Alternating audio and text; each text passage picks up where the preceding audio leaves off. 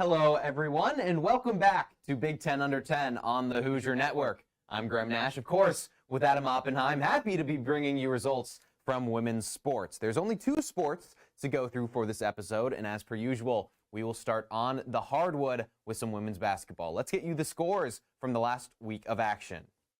The fourth-ranked USC Trojans continued their successful Midwest road trip when they demolished Purdue by 42 in Mackey Arena last Wednesday. Their crosstown rivals, the UCLA Bruins, also had a successful road trip, taking down 8th-ranked Maryland by 15 and unranked Rutgers by 18. Maryland, they had a tough week as they also lost to 12th-ranked Ohio State in Columbus, who also took down Nebraska on the road last Sunday. 21st-ranked Michigan State had a great week, taking down unranked Penn State at home, and then 24th-ranked Michigan in Ann Arbor. In a couple weeks, the Wolverines will have their chance at revenge when they travel to East Lansing for the rematch. Michigan, they didn't finish the week empty-handed, however. They took down 23rd-ranked Minnesota by 5, that one in Minneapolis. The Golden Gophers, they did snag a win themselves, beating unranked Wisconsin at home by 21. Adam, we will turn to you now, sir. A lot of people were worried that the West Coast teams would have some trouble coming this way, but for USC and UCLA, that has not been the case. Yeah, it's looked really easy for those teams, and it's easy when you have the top two players in the Big Ten. For USC, that's Juju Watkins and Lauren Betts for UCLA, who had an absolutely dominant game on the road against Maryland. 33 points, 14 for 15 from the floor. She's been absolutely terrific this year. Remember, she was the #1 ranked recruit, according to ESPN, in the class of 2022. Played her first year at Stanford and then transferred. And boy, UCLA is doing a lot of good stuff with her. And also, their guards just don't turn the ball over. They have #1 in the Big Ten, #2 in the Big Ten, #6 in the Big Ten of players' assist-to-turnover ratio. So they really don't turn the ball over a lot. And for USC, their defense is phenomenal. They've allowed the fewest points in Big Ten conference play, and they also have the most rebounds. So for both those teams, they're just really dominant and ahead of the pack. You foreshadowed a little bit where we're going to go with this next question or this next discussion. The talent discrepancy between the top 5 teams and then the 20th, even 15th team is large. There seems like the top teams, they have really good players, and whenever there's a match between #4 USC and then whatever Michigan, there's just such a big talent discrepancy that's obvious even in the box score.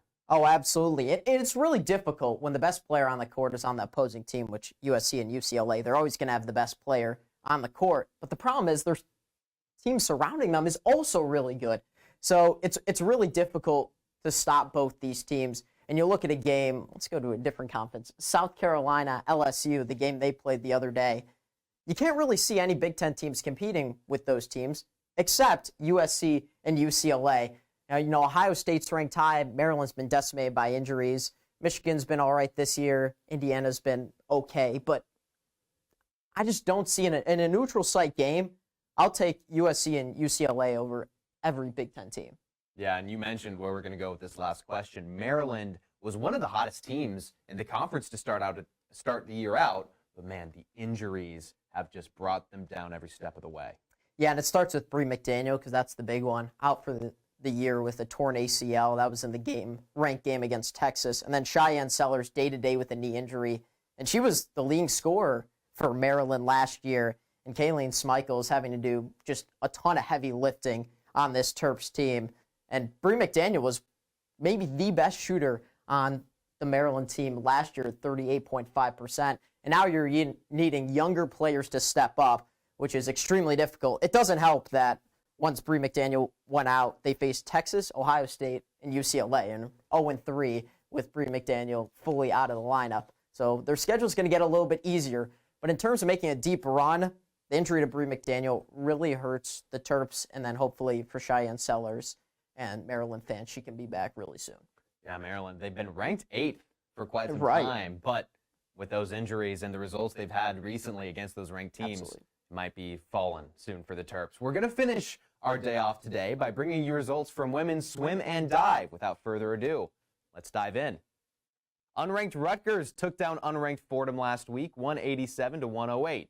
In similar fashion, the 6th-ranked Indiana Hoosiers beat down unranked Purdue, 189 to 111. And finally, in the Tim Welch Classic in South Bend, Ohio State dominated. They tallied 1,623 points, which was almost 2 times the amount that Notre Dame accumulated in second. They had 818.